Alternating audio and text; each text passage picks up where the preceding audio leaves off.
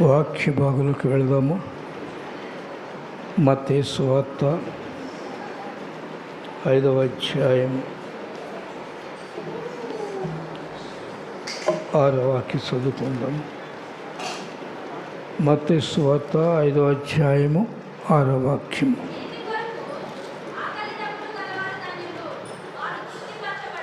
పరిశుద్ధుడైన తండ్రి, గరుడైన గొప్ప దేవా, మీ పరిశుద్ధ నామములకు వందనములు చెల్లిస్తున్నాను. నాయన, లోకములో నింపబడి ప్రభువా, మీకు దూరస్తులమును శత్రువు స్నేహితులముగా ఉండి నశించిపోయిన నన్ను మమ్మల్ని మీరు ప్రేమించి రక్షించుకొని మీ కుమారత్వం మాకు అనుగ్రహించేందుకు విమర్శించుకుంటున్నాను. ఆయన తండ్రి అయిన దేవా, ఈ దినముల్లో ప్రభువా, మీ కొరకు చూస్తూ మా యొక్క జీవితములు మీలో కట్టుకుంటూ మాకు నేర్పించండి తండ్రి. నీతి కొరకైన ఆకలి దప్పులు మాకు దయచేయండి.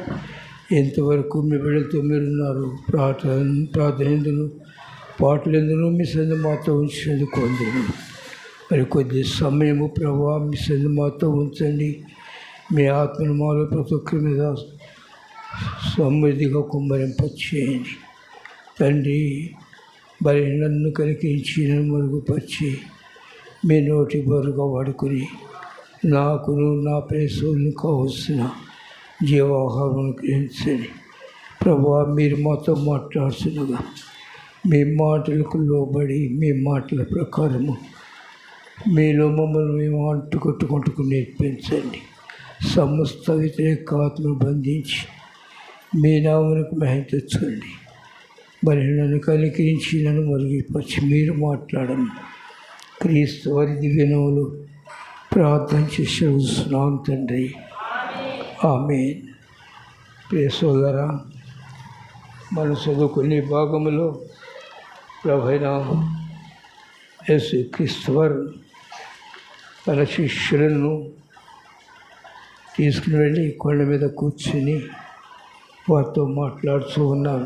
ఇక్కడ తన శిష్యులను కూర్చోబెట్టుకుని ఆయన మాట్లాడుతున్నారు. ఇది కొండ మీద ప్రసంగము. ఈ యొక్క దేవుని మాటలను ఒక మనుషుడు తీసుకున్నట్లయితే అతని జీవితంలో ఎంతో మేలు ఉంటుంది. దేవుడు నిన్ను ప్రేమించి తన కుమారుగా చేసుకోవాలని, తన రాజ్యమునకు వారసులుగా ఉండాలని ఆశించి ఆయన కుమారుడైన యేసుక్రీస్తు వారిని ఈ లోకంలోకి పంపించినారు. అయితే దేవుని యొక్క ప్రేమ ఎంత గొప్పదంటే, ఒక చెడిపోయిన మనిషిని వెదకి రక్షించుకొని తన రాజ్యమునకు వారసులుగా ఉంచుకోవాలని ఆశించినారు. అయితే ప్రేసులరా, నీతి కొరకు ఆకలి దప్పులు గలవారు ధన్యులని ప్రత్యేకంగా ఎందుకు ప్రభువైన క్రీస్తు మనిషినికి లోకంలో అనేకమైన ఆస్తులు ఉంటాయి. ఎందుకనగా శరీరము ఆత్మ రెండు కలిసి నివసిస్తూ ఉన్నాయి. శరీరము లోకము ఆకర్షణకు లోబడుతూ లోకంలో వాటిని ప్రేమిస్తూ ఉంటుంది. ఆత్మ దేవుని రాజ్యంలో ఉండాలి, ఇది శాశ్వతం కాదని ఆత్మ ఆశిస్తూ ఉంటుంది.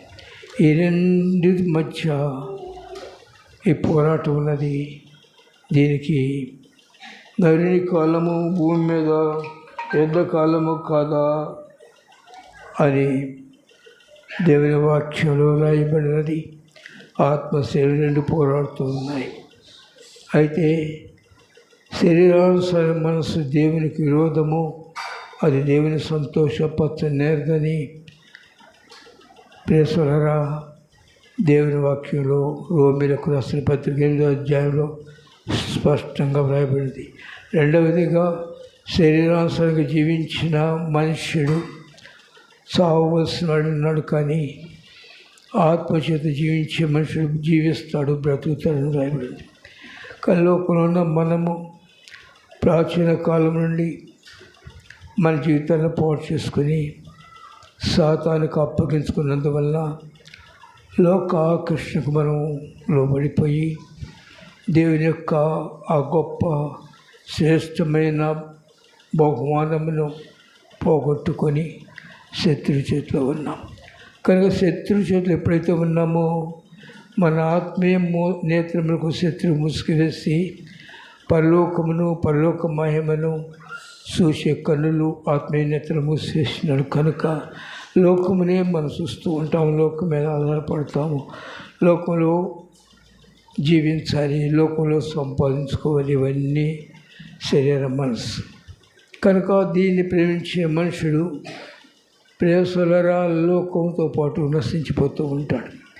లోకాశలు కలిగిన మనుషుని దుష్టుడు దెమ్మరిస్తాడు, గుర్తుపెట్టుకోండి. ఎందుకంటే లోకంలో నీవు శత్రువు. కనుక లోకాన్ని ప్రేమించిన వాడు శత్రువుకు లోబడతాడు. అది దేవుని కన్నులారా చూడలేని మనుషుడు, దేవుని విశ్వాసం లేని మనుషుడు శత్రువు బానిసలైపోయి లోకంలో తిరుగుతున్నాడు. కనుకనే పేరు క్రైస్తవులుగా పెట్టుకోవచ్చును, కానీ ఆత్మీయ జీవితంలో భక్తికి తను తాను సాధకం చేసుకోవాలి. దైవ భక్తి విషయంలో తను తాను సాధకం చేసుకోవాలి. ఏ మనిషి కూడా వట్టి పడుకుంటాడు. లోకానుసరణ ఆకలిగిన మనుషుడు దెమ్మరింపబడతాడు. ఆ దేవుని వాక్యం మనం చూసినాము. ఆ శత్రువు ప్రతి మనిషి కూడా దెమ్మరించడమే కానీ సంతోషపరచడు. సిమేన్ పేతురు ఉన్నారు. ప్రేసులరా, సిమేన్ పేతురు తన జీవితకాలం అంతా కూడా సువార్త విన్నాడు, కానీ సువార్తకు లోబడలేదు. దేవుని ఎదుకు రాలేదా? దేవుని ఎదుకు రాకుండా ఉండడు. దేవుని ఎదుకు వస్తారు, ప్రార్థన చేసి ఉండవచ్చును, దేవుని ఆదివారం ఆరాధనకు వెళ్ళి ఉండవచ్చును, కానీ తను దేవుని మీద ఆధారపడలేకపోయినాడు. తన సొంత నీతి, సొంత జ్ఞానం. సోదరా, జ్ఞానము కలిగిన మనుషుడు తన ఇంటిని కట్టుకోవాలి. క్రైస్తవుడు జ్ఞానంతో జీవించటం నేర్చుకోవాలి. అయితే అతను జీవించినాడు, లోకంలో జీవించినందువల్ల ఒక దినం ఏం జరిగిందంటే దెమ్మరింపబడినాడు, నిరుత్సాహంలో ఉన్నాడు, ఏమీ పొందలేని బడుగ వల్ల బాగు చూసుకుంటున్నాడు. ఇలాంటి సమయంలో యేసు స్థానానికి వచ్చినాడు. మనుషుడు కృంగిన సమయంలో, శ్రమలో ఇరుకుల్లో ఉండి శత్రుచే దెమ్మరింపబడిన సమయంలో యేసు ప్రభు ఇచ్చేటడు. శత్రు పని దెమ్మరించడము ప్రభు పని ప్రేమించటము. శత్రు పని దుఃఖం పాలు, శ్రమల పాలు చేసి నరకానికి తీసుకెళ్ళటము దేవుని పని. అతని కొరకు తన ప్రాణం పెట్టి ఆయన ప్రక్కన కూర్చోబెట్టుకుంటాం. కనుకనే నీతి కొరకైన ఆకలి కలిగిన మనుషుడు నిత్యము దేవుం పడుతూ ఉంటాడు. అతను దేవుని విశ్వాసిస్తాడు. దేవుని వాక్యం వ్రాయబడినది యోహాను సువార్త 3:16 దేవుడు లోకమును ఎంతో ప్రేమించెను కాగా అందు విశ్వాసముతో ప్రతివాడును నశింపక నిత్య జీవం పొందినట్లు ఆయనను అనుగ్రహించి విశ్వసించిన ప్రతి మనిషి. విశ్వసించినటువంటి నేను విశ్వసించాను, యేసుప్రభు దేవుడు, నేను మారుమనసు పొందాను, నేను బాప్తిసం తీసుకున్నాను. అది కాదు విశ్వాసం అంటే. సోదరా, దేవుని యొక్క శక్తిని, దేవుని యొక్క ప్రేమను అర్థం చేసుకుని ఆయన మనం ప్రేమించాలి. మనం దెమ్మరింపబడినాం, చెడిపోయినాం. ఇలాంటి మనల్ని స్థితిలో దెమ్మరించిన తర్వాత పాపముల చేతులను అపరాధ సత్య స్థితిలో కంపుకొడుతున్న మనల్ని ప్రేమించిన ప్రభు ఇంకా మనం పాపులమైనగానే ఆయన మన కొరకు ఈ లోకులకు తెలకుండా సమస్తం చేసి ఈ లోకులకు వచ్చినారు. సహోదరి సహోదరుల, దేవుడు మనల్ని ప్రేమించినాడు కనుక పాపంతోనూ అపరాధంతో చచ్చిపోయిన మనల్ని విడుదల చేయడానికి మన దగ్గరికి వచ్చినాడు. అది మనకు అర్థం కాదు. ఇక్కడ సిమేను పేతురు గ్రహింపలేదు, కృంగిపోయినాడు. ఏ మనుషుడు కృంగిపోవాల్సిన పని లేదు. దేవుని బిడ్డలుగా మనల్ని దేవుడు ప్రేమించినాడు. మనము క్రీస్తు వారి లోకంలోకి రాకమునిపై మనల్ని ఏర్పరచుకున్నారు. ఎఫెసీయులకు రాసిన పత్రిక 1:6 ప్రేసలారా, ఎవరైనా ఒక దయచేసి చదవండి. ఎట్లనగా తన ప్రియుని యందు తాను ఉచితముగా ఉచితముగా మనకు అనుగ్రహించినది దేవుని యొక్క రక్షణ ఆయన కుమారునిలోకి పంపించినారు. నీవు నేను ఏమీ చెల్లించకుండానే ఆయన కుమారుని ఈ రక్షణ వెనుక త్యాగమున్నది. ఈ రక్షణ వెనుక మహా గొప్ప విలువ ఉన్నది. సర్వాధికారి అయిన దేవుడు, సృష్టికర్త అయిన దేవుడు, మహోన్నతుడు, మహాపరిశుద్ధుడైన దేవుడు తన కుమారుని కొరకు నా కొరకు త్యాగం చేసినాడు. ఆ కుమారుని కొరకు నాకు బలి చేసినారు. ఎందుకు తెలుసిన? నీవు నేను ఆయన కుమారులు కొండవల చదువును దయచేసి ఆయన చిత్త ప్రకారమైన దయా సంకల్పము చొప్పున యేసుక్రీస్తు ద్వారా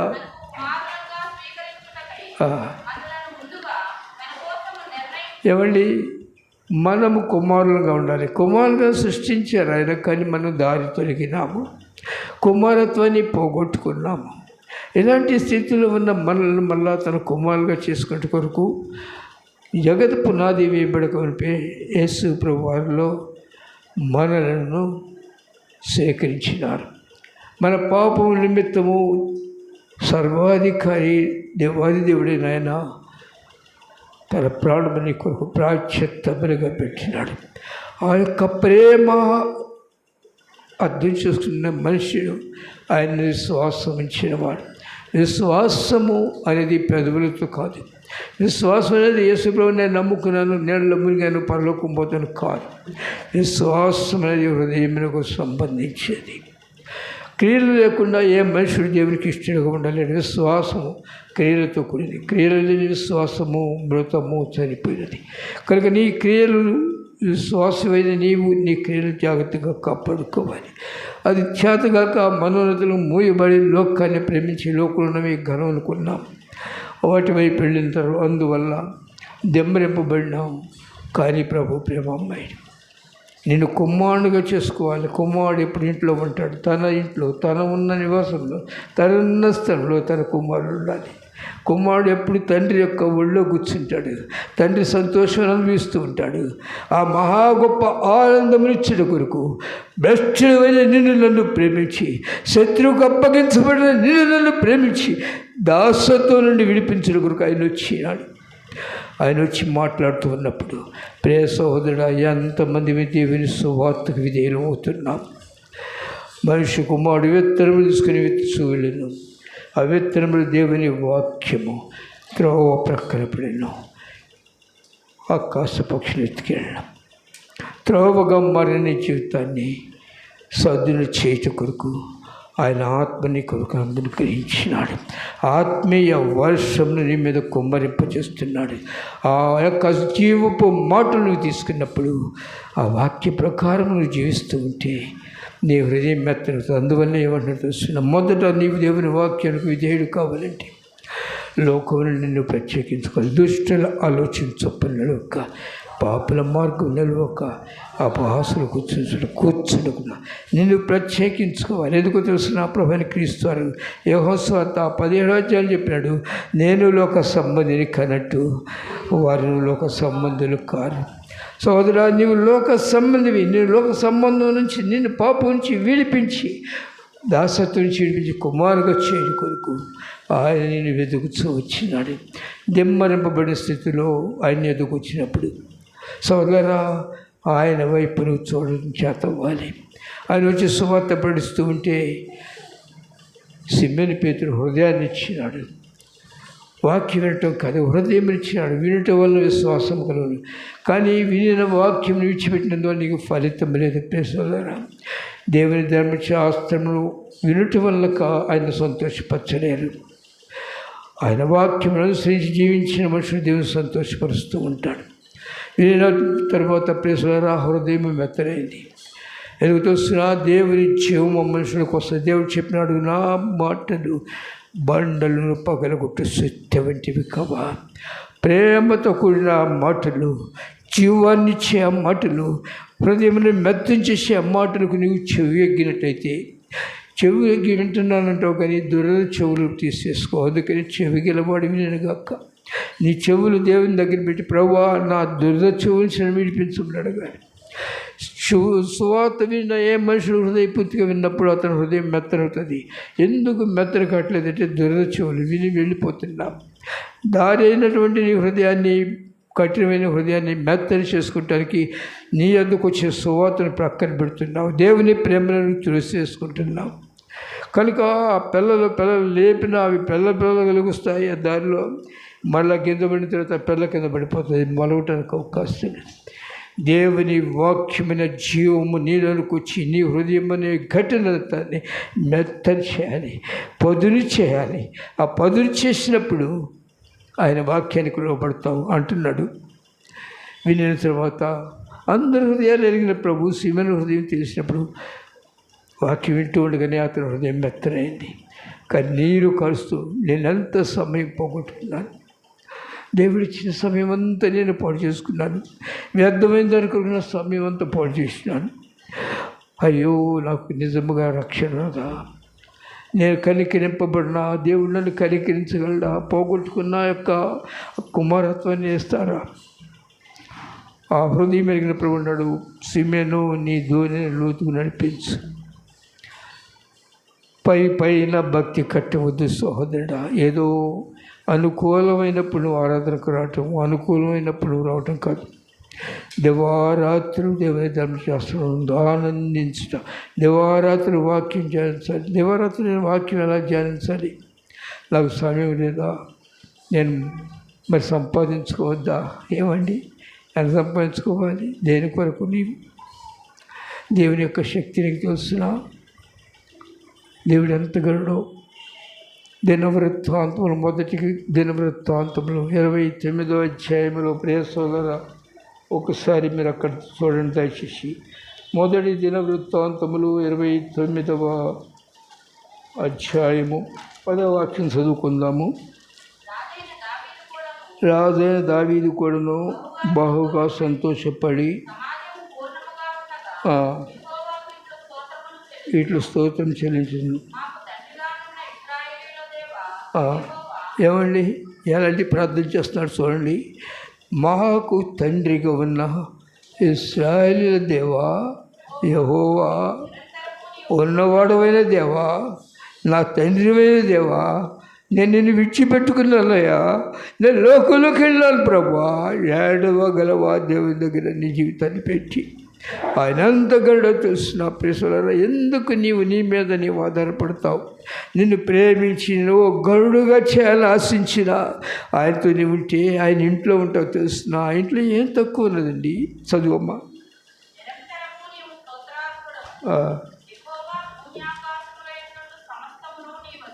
ఏమండి, సమస్తము ఆయనవి. ఏమన్నా? యెహోవా భూమి ఆకాశములందు సమస్తమును నీ వశము. ప్రధానమును తేజస్సును, ప్రభావమును, తేజస్సును, ఘనతయు నీకిచ్చింది. యెహోవా రాజ్యమనేది ఐశ్వర్యమును గొప్పతనమును నీ వల్ల కలుగును.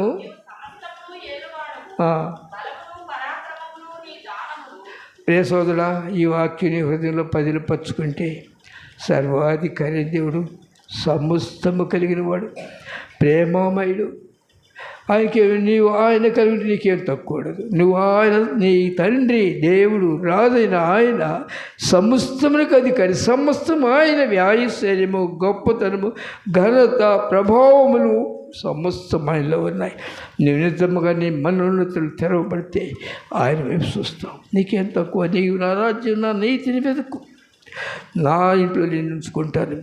ఈ లోకం నీకేం కావాలో నేను నిన్ను విడిచిపెట్టను. నీకేం కావాలో నాకు తెలుసు, నేను అన్నీ ఇస్తాను. కానీ నీవు నేనేం ప్రయాసపడుతున్నావు ఈ లోకంలో? వాటి కొరకు ఎంత దేని కొరకు ప్రయాసపడుతున్నాం? ప్రేసలు చూస్తారు. ఒక్కసారి ప్రసంగి గ్రంథంలో ఒక్కసారి చూడండి దయచేసి. ప్రసంగి గ్రంథంలో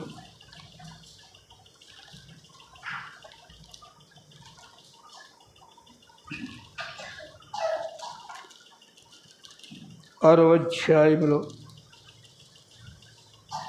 7వ వాక్యం చదవండి. మనిషిని ప్రయాస అంతయు, ఏమండి, మనుషుల ప్రయాస అంతయు వారి నోటికే కదా. ఎంత నువ్వు ప్రయాసపడినా ఆ నోటికే కదా దాని కొరకు సంతృష్టి ఉందా లేవు లేవు. దీని కొరకు నువ్వు ప్రయాసపడలేదు. ఎందుకని నీ నోటి కొరకు అయితే నీ జీవితంలో నీ కొరకు నువ్వు జీవించాల్సిన పని. నీ తండ్రి ఐశ్వర్యవంతుడు, నీ తండ్రి సమస్తము కలిగిన వాడు. నువ్వు ఆయన కుమారుడుగా ఉండి ఆయన మహిమపరుచు ఘనపరుచు పరిశుద్ధంగాను నిర్దేశం నీ హృదయమనే భూమిని సేద్యం చేసుకుంటూ ఆయన వైపు నువ్వు చేతులు ఎత్తగలిగితే నీకే కొరత ఉండదు, సమస్తం ఇవ్వగలడు. ప్రేసలరా వెళుతూ ఉన్నాను, మొన్న ఎప్పుడో వెళ్తున్నాను. గురువారం ప్రార్థన చేసుకుని దాదాపు 11ంటికి వెళ్తూ ఉన్నాను. పొన్నూరు బ్రిడ్జి మీద పడుకుని ఉన్నారు. వారికి కూడా బట్టలేదు, అలా పడుకుని ఉన్నారు. ప్రక్కన ఉన్న సహోదరుడితో అన్నాను, సహోదరా చూడు వాళ్ళకి అంటే దోవలు కొట్టుగా ఎలా ఉందంటే నా హృదయంలో తెలుసిన వారికంటే ఇలా దేవుడు ప్రేమించినాడు కదా, ఆ దౌర్భాగ్యం స్థితించినాడు, విడిపించినాడు కదా. నేను ఎంత భాగ్యవంతుడు సహోదరుడా, నిజంగా ఎంత భాగ్యవంతుడివి. అలా దిక్కులేని అనాథల కంటే నువ్వు గడువు కదా, నిన్ను పోషించలేదా, తినడానికి నీకు ఆహారం పెట్టలేదా, ఎందుకు నువ్వు కానీ ప్రేమించాలి? నీతి కొరకైనా ఆకలి ఉన్నదా సహోదరుడా? అయితే సిమెన్ పేతురు గ్రహించాడు, నువ్వు సువార్త వింటున్నావు. అనేక సిమెన్ పేతురు దగ్గర ప్రభు వచ్చాడు, నీ దగ్గర రాలేదా? ప్రేసరారా, నీవు పుట్టిన దగ్గర నుంచి నీతోనే ఉన్నాడు, నీతోనే మాట్లాడుతున్నాడు. ఎక్కడండి? హృదయపు వాకిట 3 ప్రకటన గ్రంథము 20వ వాక్యంలో, ఇదిగో హృదయం అనే తలుపెద్ద నిలబడి నేను తట్టొచ్చు ఉన్నాను. ఎవడైనా సొలివిని తలుపు తీసినట్లయితే నేను అతని యొద్దకు వచ్చి అతనితో నేను, నాతో కూడా అతడును భోజనము చేయదము. కానీ నీవు నేను హృదయంలోకి తెచ్చుకోవట్లేదు, తలుపు తీయట్లేదు. ఎక్కడున్నాడు? తలుపు తొంత నిలబడి అంటే బయట పెట్టినావు. దేవుని హృదయంలోకి రాకుండా బయట పెట్టినావు. దేనివల్ల? నోటి కొరకు ప్రయాసపడుతున్నావు, లోకలు క్షయమైపోయేదాని కొరకు ప్రయాసపడుతున్నావు. నీకు ఇవ్వని విలువైన సమయమును పాడు చేసుకుంటూ వెళ్ళావు. దేవుని ప్రేమ నీకులకు అర్థం కావట్లేదు. ఆయనను తట్టుచూ ఉన్నాడు. నీ నా హృదయపు వాకిట నిలబడి తట్టుచూ ఉన్నాడు. ఎంతకాలము నువ్వు ఆయన తులసిస్తావు, ఎంతకాలము నువ్వు నీ తలుపు దిశాన్ని నువ్వు ఆహ్వానించలేవు. అయితే తట్టుచున్న సమయంలో సీమను తలుపు తీస్తూ ఉన్నాడు. ఏమన్నా తెలిసిన, ప్రభువా నా జీవితకాలం అంతా నేను పాడు చేసుకున్నాను, రాత్రంతా నేను శ్రమ పడినాను, నేనేమీ పొందలేకపోయినాను. ఒట్టివాడుగా దిక్కులేని వాడుగా దిమ్మరపడుగా కాడు కూడా లేను ప్రభా. మీరు కాదు, మిమ్మల్ని తట్టుచున్నారు. కానీ మీ మహోత్సవను, మీ మహోన్నతను, మీ పరిశుద్ధతను, మీ ప్రేమను తృణీకరించిన బుద్ధిహీనుడు నన్ను క్షమించుము ప్రభా, నా చేత కాదు. అయితే మీ మాట ప్రకారము ఎక్క మీద మీ మాట ప్రకారం వాళ్ళు వేస్తాను. మారు మనసులోకి వస్తావా సహోదరుడా? నిన్ను ప్రేమించిన ప్రభు ఆయన కుమారత్వాన్ని త్రోసేసుకున్నావు తెలుసునా?